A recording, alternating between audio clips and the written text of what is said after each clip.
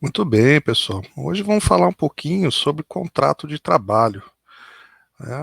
Contrato de trabalho é um acordo legal entre um empregador e um funcionário, que estabelece os termos e as condições sobre os quais o empregado será contratado para desempenhar determinadas funções em troca de uma remuneração.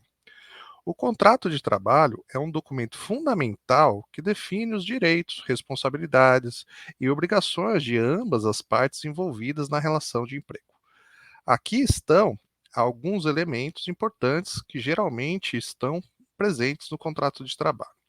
Então, agora a gente vai falar um pouquinho, pessoal, sobre a classificação dos contratos de trabalho. Existem diversas formas aí, né, de contrato de trabalho, com o novo regramento da reforma trabalhista 2017, nós tivemos um incremento de um novo, né, tipo de contrato de trabalho, e aí a gente vai dar a classificação. Existem as classificações do contrato de trabalho tácito, né, o expresso, o verbal. O tácito é aquele que vai lá, a pessoa começa a trabalhar até que passa a ser realmente o empregado, né? Aí vai lá, registra depois a carteira, assim, passa a ser expresso, né? Aí o verbal, o escrito, por prazo determinado. Então, quais são as características expostas no artigo 443 da CLT para um contrato de trabalho por prazo determinado? Primeira análise é serviço cuja natureza ou transitoriedade justifique a pré-determinação do prazo. Muitas vezes os contratos de trabalho por prazo determinado, eles são um contrato por empreita, uma necessidade especial, uma necessidade que específica, né, por um determinado período. Por exemplo, contrato de lavoura, né, uma colheita de laranja, ou uma época de safra de cana, por exemplo.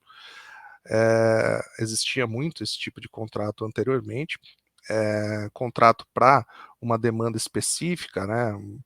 Uma escola aumentou uma demanda de cursos, então vai lá, contrata o professor por um prazo determinado e assim por diante.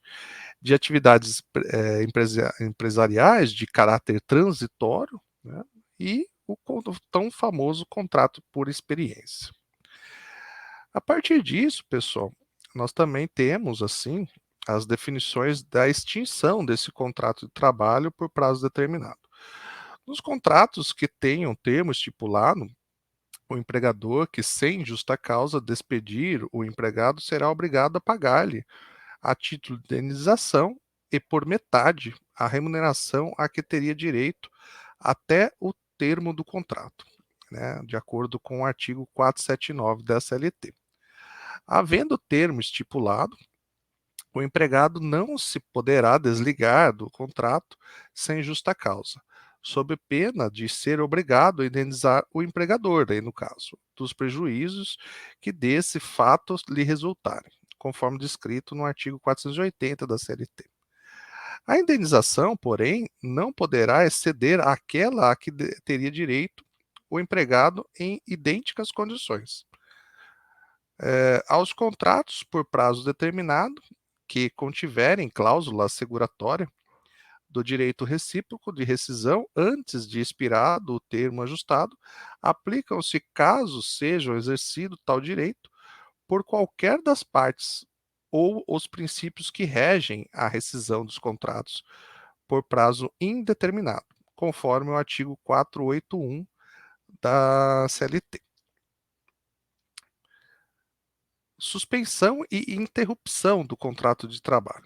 O contrato individual de trabalho é o acordo tácito ou expresso correspondente à relação de emprego.